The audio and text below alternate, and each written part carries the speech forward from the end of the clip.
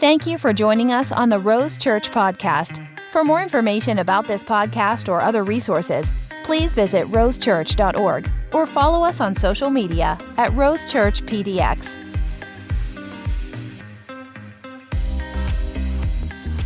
Most kids is mine. It's one of the first words. Cruz's two first words were daddy and ball. I mean, that's God. I don't know if I've ever, that's special times. But daddy and ball was, but then he starts mine.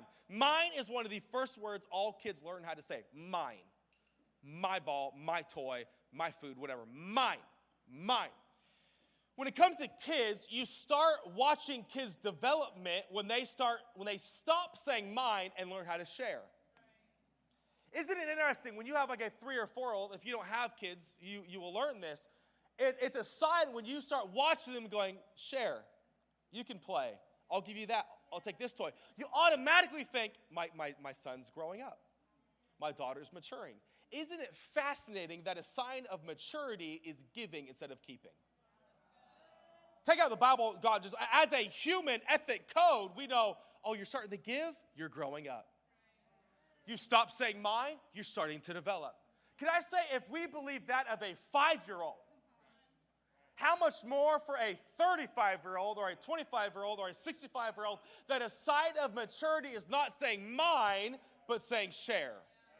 Give, let go. I'm turning 32 here in January 12th. Write it down, keep track. January 12th, I'm turning 32. And in my older age, I've learned some things. I feel like I'm dying soon. I've noticed that I am drawn to specific people. There's 5 traits. I started thinking this the other day, because there's certain people, men and women, Christian, non-Christian, that I'm drawn to. Like a moth to a flame. Like I'm drawn to who they are. And I've noticed there are 5 attributes that all of these people have. All of them. Now, there's some more, but 5 at least that these people all have in common. Number 1 is they're all nice people. I'm drawn to nice human beings.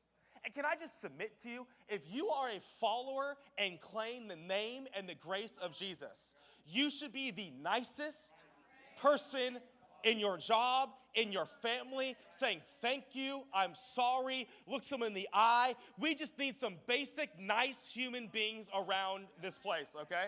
I'm drawn to nice people. Second, I'm drawn to hardworking people. People that just flat out work hard. Whether it's business, sports, marriage, relationships, money, church, entrepreneurship, freelancing, I don't care. I'm drawn to hardworking people. Third, I'm drawn to humble people. You know what's amazing about humble people is people that are big deals don't think they're big deals. It's refreshing. Like, you are big, I'm not. I actually believe it. Not like false. No, stop. I don't think it. No, stop. Okay, we get it, man. Actually, humble people that don't think they're big deals. Fourth, I'm drawn to people that have been through deep pain. It's hard for me to relate to people that have been through nothing. People that are humble, nice, hardworking, and have been through deep pain. And lastly, I'm drawn to generous people. I'm drawn to them. I want to be around them. I want to know why they're generous. I'm drawn to generous people. Do you know what has never happened in your life? Let's say you're out in a group, whatever. One guy's like, Johnny's coming again. Guys, I just want to forewarn you, he's going to pay for everything. He's super encouraging. He's going to compliment all of you. He's super generous. Just prepare yourselves. It's going to get really annoying.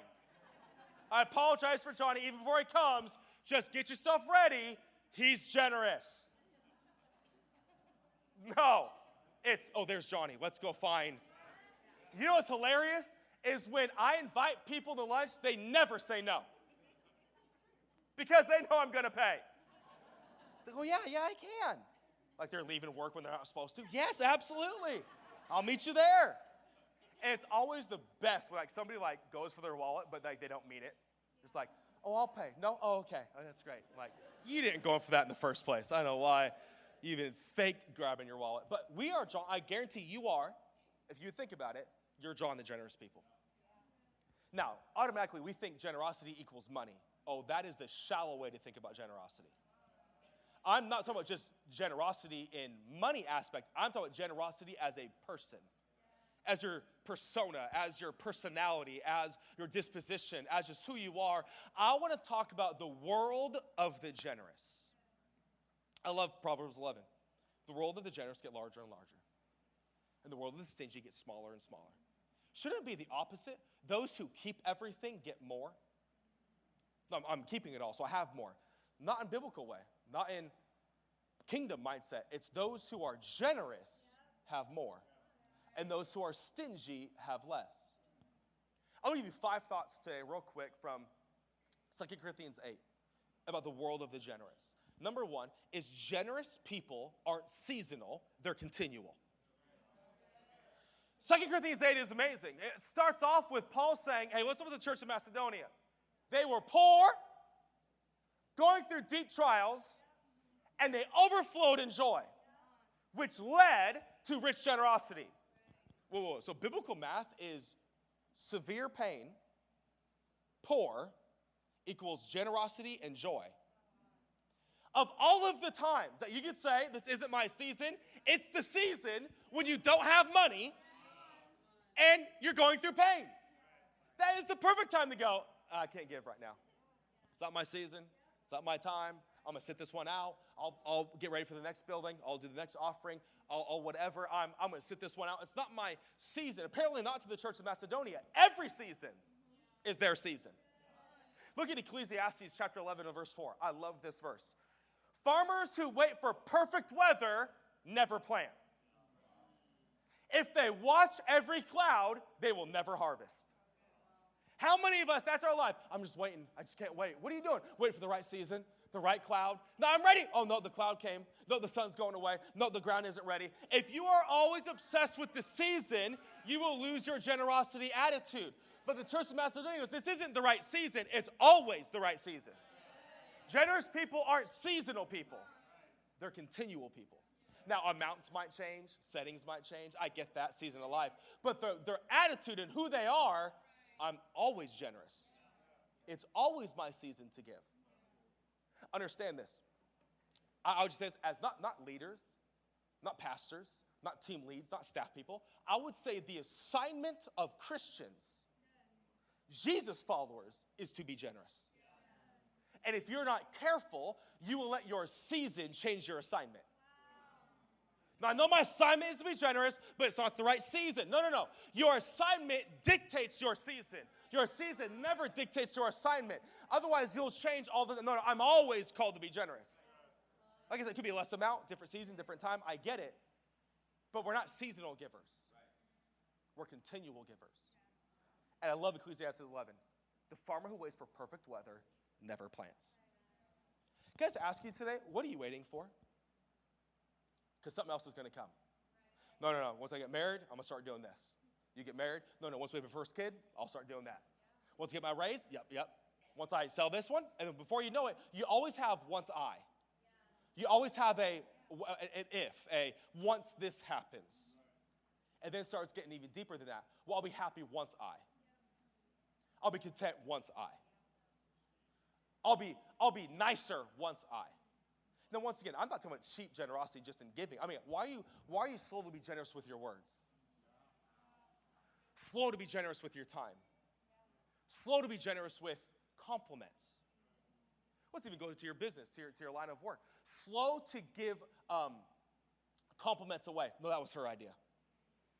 That this was all her idea. Even it was like half of your idea. Well, you're quick to be generous, quick to give away compliments, quick to give away recognition, just quick to why? Because it's always my season. I'm not waiting for the right cloud and the right day and the right rain and the right ground. No, it's always my season to be generous because I am a generous person and it's my assignment, not my season.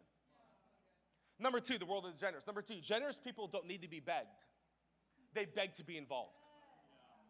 This is crazy. Who are these people? They're going through pain, and by the way, real pain. Not like you're mad at so-and-so because they ate your lunch during work hours. Not like you went to go buy that sweater and your size was gone. Like their spouses are being killed because they love Jesus. Like their businesses are getting destroyed because they love Jesus. Families are being torn apart because they love Jesus. Like trials and affliction for real. and they have no money. And look at 2 Corinthians 8. Let's put the first 4 or 5 verses up. Look at what they say right here. And they did it on their own free will. They begged us again and again for the privilege of sharing. They begged. I know we're going through pain. I know we don't have a lot. But we are begging you, let us give in this offering. Can I just ask you today, how much more convincing do you need God to do for you to come in? I'm almost there. 2 more sermons. Give me 2 more good ones. Worship's pretty good. Hit that note, and I might lift a hand. I'm telling you right now, Hiob, 1 more note, and you might get full hands, Hiob. I'm telling you right now. I like the serving team. 2 more good experiences, I might sign up to serve. You know what? My boss gives me 1 more raise, I might talk well about him. I might stop doing the whole cooler thing for a while. You can have all these like, well, a little more. Not these people. They begged them. The Bible says again and again, not just once. We're begging you. Let us give. No, this is a good time to sit out. We will never sit out because it's not a seasonal thing. It's a continual thing. We're generous people. So I know we're going through stuff, but we are still who we are. We were sent from church home in Seattle, Washington, 19 months ago when we started our church. Pastor Judy and Chelsea Smith, who are our pastors, one of my best friends, did our wedding, known the majority of my life. The eldership that church sent us down here to plant. Still our covering church. If anything would ever happen to me and Julia, they would step in and lead the church and do what's necessary. Like that's our covering church. They are the most generous people I've ever met in my life. I am Scrooge compared to those people. I think I'm a generous person. I am Scrooge compared to Judy and Chelsea Smith. When we left, they paid for our salary for 2 years. They gave us money to buy equipment with. Like they have over and over and over again blessed us financially. Pastor Judah I told him that we were doing the building. He's like, oh, we're going to give. I was like, no, you're not. I was like, yeah, we are. I was like, I will send it back. He's like, well, wire it. I was like, I'll cancel our account and get a new one. You can't wire. You're not. He's like, yeah, we are. I changed the subject. Oh, how's the kids and how's LA? And I just hard left turn. About a week later, the CFO texted me. I was like, hey, just had a board meeting. We're so privileged to, send you $50,000 towards your building. With you guys are amazing, whatever. And I was like, no, you're not. Like, send it back. Then I get a phone call from one of their elders. And this is his wording. Thank you for the honor of allowing us to give into you. And I'm like, who are you? What do you mean? No, it's my honor. Like, no, we are so thankful that you allowed us the honor of giving money toward your church and your team. And thank you so much. That is the world of the generous. They're always begging to be involved. Let me serve 1 more time. Let me give a little more. Let me come early. Let me stay late. I don't need to be begged. I'm begging to be involved. Notice that generous people aren't neutral. It's not I don't want to be in. I don't want to be out. I'm neutral. Sway me. It's no, I'm not. I'm begging to be involved. I don't need to be begged. Generous people, Isaiah says, scheme ways to be more generous. When's the last time you schemed ways? We could cancel Hulu. We could stop going out so much. We could drink less coffee. I just offended half of you. You guys, I was in until that point, Pastor. I am out. Right? Shop a little less. Fill in the blank. Why? Because I'm scheming ways. I'm finding ways in my budget. I'm finding ways with extra money. Instead of when I get bonuses or tax receipt or whatever it is, my first response isn't what can I buy? It's what can I give? What can I sow? Who can I give this to? Who can I bless? Why? Because the world of the generous get larger and larger, and I want to be begging, let me be involved. Number 3, generous people have first given themselves to Jesus, and this other giving is easy. Now, this explains it. The answer is given to us in the next verse. Look at 2 Corinthians 8. Nope, back. Yeah, right there. They even did more than we had hoped. Here it explains why they're so generous. For their first action was to give themselves to the Lord. It explains it right there. Why are you so quick to give? Because we've already done the first giving. This other giving is so easy. Why? Because we've already done the first giving. Can I just be real honest as your pastor or like a dude on stage that you're listening to? Do you know why it's hard for people to do the other giving? Because they haven't really done the first giving. It's just a fact. When you have the other giving that's so difficult, you should question, have I done the first giving? Because if God is good enough to trust him with my eternal state, he's good enough to trust with my wallet, with my words, with my marriage, with my kids, with everything. Why? This other giving is so easy. Why are you so quick to give financially? I've given him everything. What do you mean this is difficult? The first giving was difficult. To trust him with my future, with my soul, my marriage, my kids, my finance. This first giving was hard. The other giving, so much easier. Paul explains it to us why they were so quick to give. Because they already first gave themselves to Jesus. Have you done the first giving? And I don't mean like you just don't want to go to hell if it's real giving. I think often we can treat Jesus just like a Monopoly, like get out of jail free card. Like, if it's real, I don't want to go, so I choose Jesus. Yeah, that's not really how it works. He's kind of like Lord of all or not Lord at all. There's kind of like no like in between. He kind of like takes over, and it's like really, really frustrating, and God's super annoying because like when you say he's Lord, he kind of acts like it. It's super annoying. He's like, oh, you prayed the prayer. You told me I was Lord, so I'm kind of like acting like the Lord of the land. Well, no, you're Lord of that side. You're Lord of, no, I'll keep this, you keep that. Let's co-pilot this thing. I love those bumper stickers. Jesus is my co-pilot. Friend, he's not your co-pilot. He is the pilot. Just sit down, buckle up, and say amen. Like, it's not really this like, all right, Jesus, Monday through Thursday, me. Friday, Saturday, Sunday, you. Let's team lead this thing. It's like, I did the first giving. What else do you want? Money? Okay. Because I've already done the first giving. So the other giving is so much easier. But it's hard when you haven't done the first giving. The other giving is very difficult. But the world of the generous, so easy to give. Because I've already given everything else. Tip number 4, fourth observation. Generous people finish what they started. I love it. It's so practical. Isn't it so practical? The Bible isn't for me. You should read it more often. Paul says, remember a year ago, you were super ready to give and you haven't done it yet? So I'm going to send Titus to encourage you to finish what you wanted to do in the first place. How many Sundays do we leave this room having our checklist? I'm going to do this. I'm going to join the connect group. I'm going to do it. By Tuesday, I got it. Never mind. I'm going to start serving. This is my weekend. By Wednesday, I don't know. Busy. Well, we have desires in this room.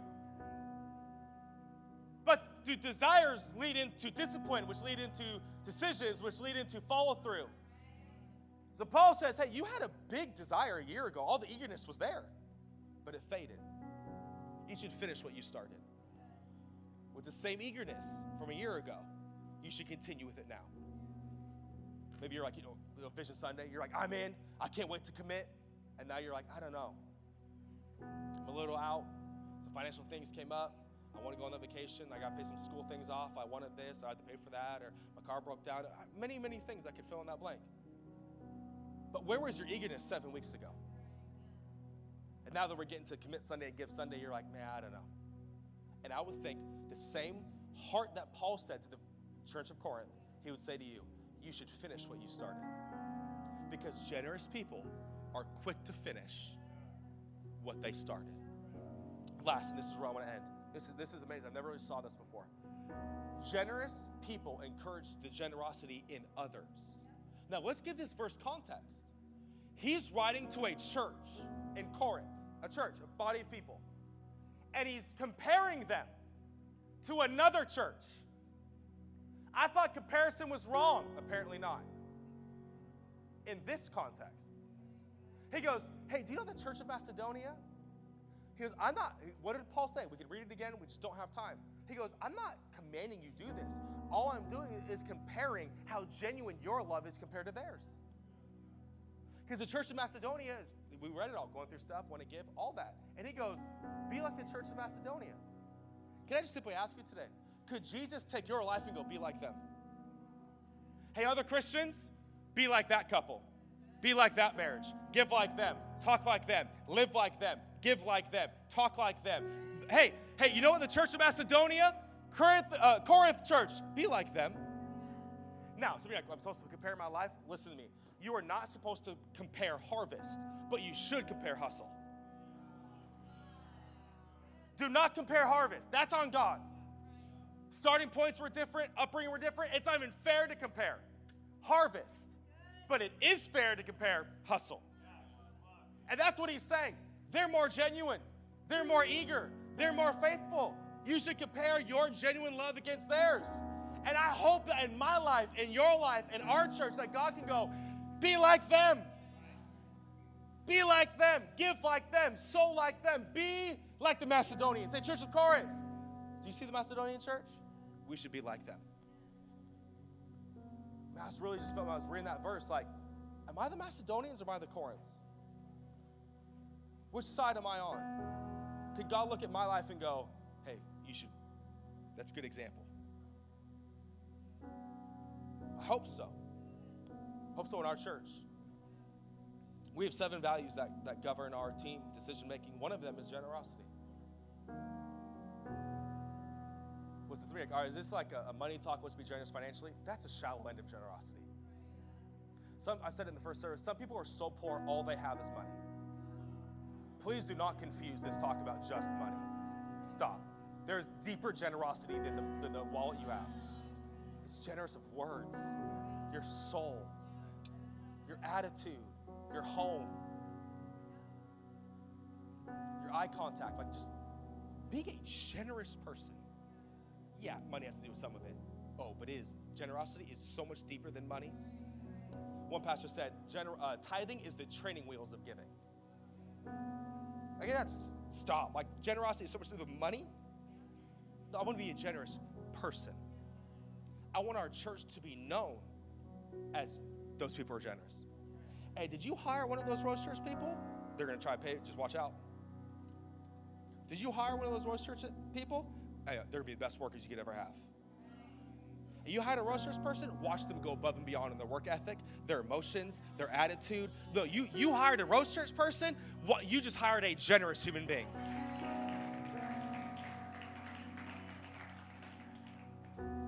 Why? Because I want to be a part of the world of the generous. Why? Because it gets larger and larger. If you feel like you're living a small life today and you want to live a bigger life, be generous. And watch your boss, your neighbors, and your friends, like a moth to a flame, start coming to you. Why? Because we are drawn to generous people.